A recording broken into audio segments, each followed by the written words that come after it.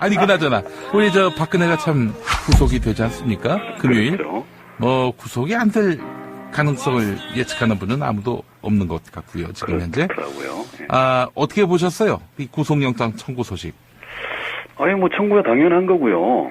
30일날 영장 실질 심사 한다면서요. 예. 그렇게 되면 밤늦게나 새벽에 영장이 떨어지겠죠. 그러면 이제 구치소로 갈 텐데. 예. 구치소 생활을 위한 팁을 제가 몇 가지 드리겠습니다. 애정이 너무 상당하세요. 아니, 애정이 얼마나 컸으면 예. 제가 2달에 걸쳐서 무려 10회에 걸쳐 박근혜를 감옥으로 이 시리즈를 우리가 하지 않았습니까? 사람 되게 하자는 차원이죠. 네. 어쨌든 이 시리즈에 효험도 좀 있었다고 보고 예. 많이는 다 겪어보면 다 아실 테고 3가지만 팁 드릴게요. 구치소 초보자를 위한 3가지 팁. 첫 번째. 예. 올림머리 하지 마세요. 올림머리. 올림머리. 예. 그 올림머리 핀 엄청나게 많이 꽂아야 된다면서요. 그렇다고 하더라고요. 이거 구치소 들어가자마자 다 뽑아야 됩니다.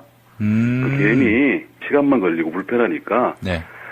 아예 숏커트를 하고 가시든지 그게 편합니다. 예. 그다음에 그럼 거기서 풀어야겠네요. 만약에 그대로 하고 간다면. 그럼요. 그거 다 풀어야 돼요. 푸는 게 더 힘들 걸 아마. 본인이 풀어야 될 거 아니에요. 그거까지 모르겠고. 예. 아니 누가 풀어줄 리가 없을 거 아니에요. 지가 풀겠지 뭐. 예. 그다음에 두 번째는 이분 바느질 해보셨는지 모르겠는데 어쨌든 전직 대통령의 예우 차원에서 독방에 보내겠죠. 예. 그럼 제일 먼저 하는 게 수의는 이제 들어갈 때 갈아입는단 말이에요. 예. 올림머리 풀고 이렇게. 예. 들어가면 이제 수번 있잖아요. 수번 좌우에 2개를 답니다. 이걸 이제 바느질을 해서 달아야 되는데 이분 아마 바느질을 못 해보셨을 것 같아. 그래서 팁 드리면요. 밥풀 있잖아요. 밥풀. 예. 밥풀을 본드처럼 잘 다져가지고 붙이면 안 떨어집니다. 그래요? 다음 빨래 할 때까지는 안 떨어지니까 예. 팁 드립니다. 예. 세 번째는요. 예. 제일 많이 걱정하고 고민하는 게 변비더라고요. 변비. 음식도 잘 안 맞고. 예. 그리고 이분은 또 변기를 그렇게 가리는 분이잖아요. 참 더 걱정인데. 내가 걱정할 일은 아닙니다만. 예. 물 많이 드세요. 물. 물 많이 드시면 되고요. 조윤선 씨는 무슨 원푸드 다이어트 한다면서요. 귤 이런 걸로. 그런 쓸데없는 거 하지 마시고 변비로 고생 안 하시려면 첫날부터 물 열심히 많이 드시라. 그게 편하다. 예. 좋은 팁.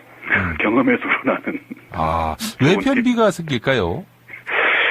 이상하게 그렇더라고요. 저는 별 그런 기억이 없는데 대부분 변비로 고생을 했다더라고요. 예. 음식은 어떻습니까? 교도소 음식? 교도소 음식 먹을만해요.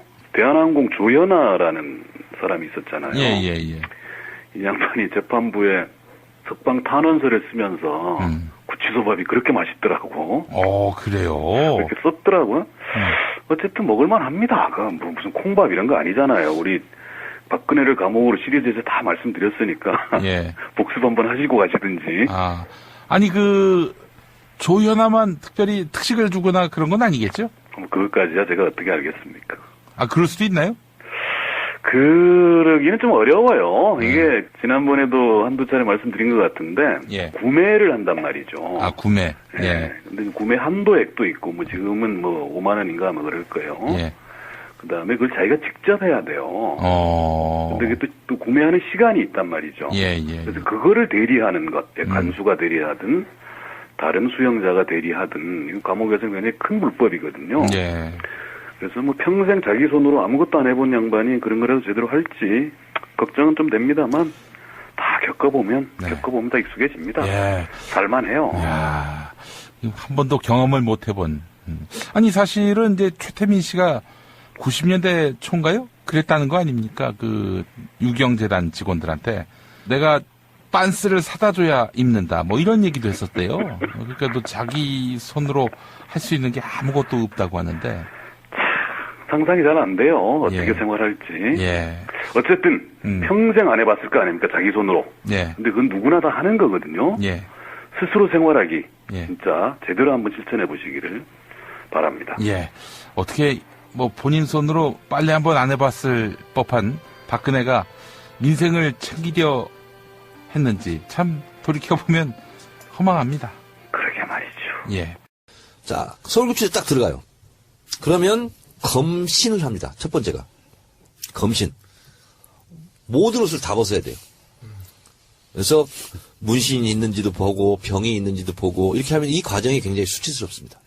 그렇겠네요. 네, 다 벗어야 돼요. 특히 소위 말하는 사회 뭐 지도층 인사, 기득권들은 그런 데 가서 옷 다 벗으면 엄청난 수치심에 시달리겠으네요. 이거는 예외가 없습니다. 예외가 없습니다. 모든 사람이 다 이런 과정을 거칩니다. 저도 홀딱 벗고 검진을 다 했습니다. 제 옆에 유명한 가수도 한 명 있었습니다. 처음에 할 때. 누군지 얘기하지 않겠습니다. 난 알지. 네. 그 과정을 거치면 이제 저 때는 수의를 입었어요. 근데 지금도 이제 수의는 입을 거예요. 네네. 외출할 때만 사복을 입을 건가 이거 하는데 수의를 입습니다. 그리고 교도관이 안내를 합니다. 근데 서울구치소는 어디든 처음 가보는 구조잖아요. 굉장히 두려움이 있습니다. 감옥이라는 게 철창 소리 팍팍 나고 어디로 가는지를 몰라요. 분간을 못해. 나는 근데 서울구치소를 2번이나 갔기 때문에 아 이쪽으로 가면 몇 동으로 가는구나.